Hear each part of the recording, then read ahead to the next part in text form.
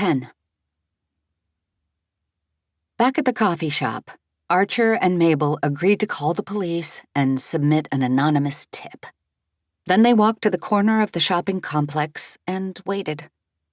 A few minutes later, a police cruiser pulled onto the shoulder just outside the entrance of Spite Lane. The car sat idle for a bit, its blinker flashing on and off. But when it finally began to roll forward, it was to pull away, back out into traffic, not enter the neighborhood. "What's it doing?" Mabel asked, with indignant disbelief. Archer shook his head cynically. "I knew it. They wouldn't go in there, not even if there's a true emergency." They retreated back into the coffee shop where they agreed not to tell anyone else what had happened until they had time to think about it. Archer spent the rest of the weekend fretting. He'd fed that same haunted honey to Parker and Gus. What if, at this very moment, they were turning into monster bees? He wasn't sure if he would ever forgive himself. On Monday, Archer kept his eyes peeled in the halls, looking for any sign of Parker and Gus. If they had already turned into monsters, would they bother to come to school? Archer expected at any moment the school to erupt into screaming, kids running everywhere as Parker and Gus buzzed through the halls, mandibles chomping. Thankfully, nothing like that happened. Instead, it was confirmed that Gus was out sick in Archer's second period class. Another student, a friend of Gus's, said it was probably the flu. Archer clenched his teeth and tried not to burst into guilty tears. When the lunch bell rang, Archer walked a long lap around the cafeteria, snaking through the tables looking for Parker. Archer found him sitting with a couple of chess club kids. "Hey, Parker," Archer said, trying to sound casual even though he never went out of his way to say hello to Parker at lunch. Parker looked up at Archer with tired eyes. Archer was struck by how dark the boy's irises were. Parker was a redhead with pale skin and bright freckles. Had his eyes always been this black? Archer thought they might have been blue, but he couldn't remember for sure. He'd never made note of Parker's eye color. Had never needed to. "Hi," Parker said, with a scratchy yet resonant voice. The tone lingered, a guttural hum. Archer attempted small talk. "How you doing?" Parker's friends looked up at Archer with raised eyebrows. They knew something was up, even if Parker was oblivious. "I'm good," Parker said unconvincingly. "How are you?" "Good," Archer said. "Just thought I'd stop by and—" He watched Parker's hand reach up to scratch the back of his neck. "Say hi?" Archer gulped. Parker's neck was covered in a soft, short fuzz of yellow and black hair. It looked exactly like the fur that covered the Timberlake's faces. Archer took a step back, then another, his eyes still glued to Parker's neck. "Hey, watch it!" called a classmate, as Archer ran into her and knocked a carton of milk from her lunch tray. "Archer, are you—" Parker held out a hand, but Archer recoiled further after seeing Parker's fingernails had turned thick and black. "Sorry, I... Archer stammered as he lumbered off. He landed in a daze at the table he usually sat at with his friends, toppling onto the bench seat next to Mabel. His breath came in shallow pants. "Hey, buddy, you okay?" asked Mabel, patting Archer on the back as though he were choking. "Parker," Archer gasped, trying not to hyperventilate. "Slow down," Mabel insisted. "Look at my eyes. Take a deep breath." What happened? Archer took a second to calm himself, then said, Gus is out sick. And Parker, his neck. He has that fur on his neck. Oh, no, Mabel murmured. Fur? Suki stopped unwrapping her dessert, which she always ate first. Shh! Archer and Mabel both scolded. What's going on, you guys? Fernanda demanded with a frown. Archer knew he'd have to spill the beans. Mabel shrugged, as if to grant him permission. It's the honey, Archer admitted. It's magical, but not in a good way. I knew it, Suki exclaimed with a self-satisfied smile. Don't get so excited, Mabel said. It turns people into monsters. Ooh.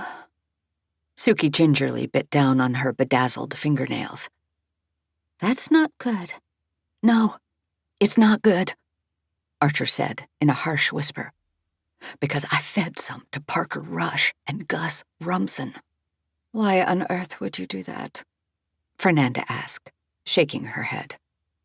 I didn't know it would turn them into monsters, Archer hissed. I thought it just made people more suggestible. What were you trying to get them to do? Archer looked at Mabel again, this time for help.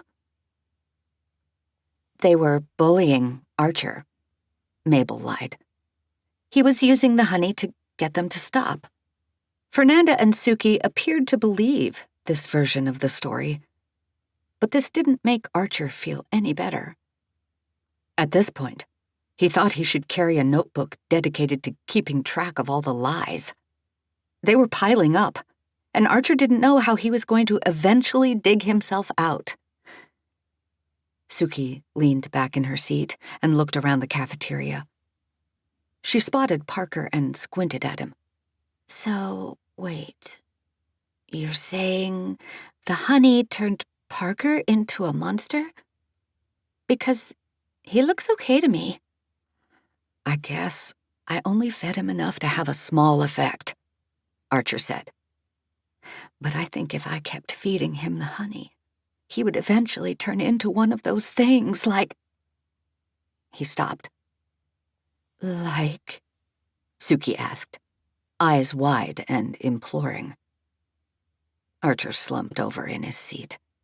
Like Mr. Timberlake and his son, Tyler. Whoa! You mean you turned that kid you were babysitting into a monster too? Suki gasped. No, Archer insisted, although he certainly felt to blame. I mean, it wasn't my fault. That was Mr. Timberlake. I don't think he wanted to turn anyone into a monster. He just... I think the honey is just, like, cursed or something. Suki began to twirl one of her pink and black braids in her hands, thinking. Well, is there any way you can, I don't know, reverse the effects? That was a good question. Archer looked at Fernanda, their human search engine. Maybe, she said with a shrug. It depends on what effect the honey is having on them. What do you mean? Some medication has short-term side effects, like the way the cough medicine might make you sleepy, or steroids might give you bigger muscles. But if you stop taking the medicine, the side effects will wear off over time. So what you're saying is that if they stop eating the honey, they might go back to normal? Archer felt more hope than he'd felt in days. That's great. There wasn't much honey left when we saw them. Most of the jars were empty. If they finished them that day, they might have already started reverting back to their old selves by now. Fernanda was at the ready to dash his hopes.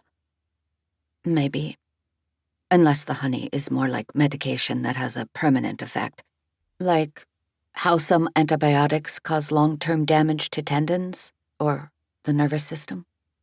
Jeez, Fernanda, how do you know all this stuff?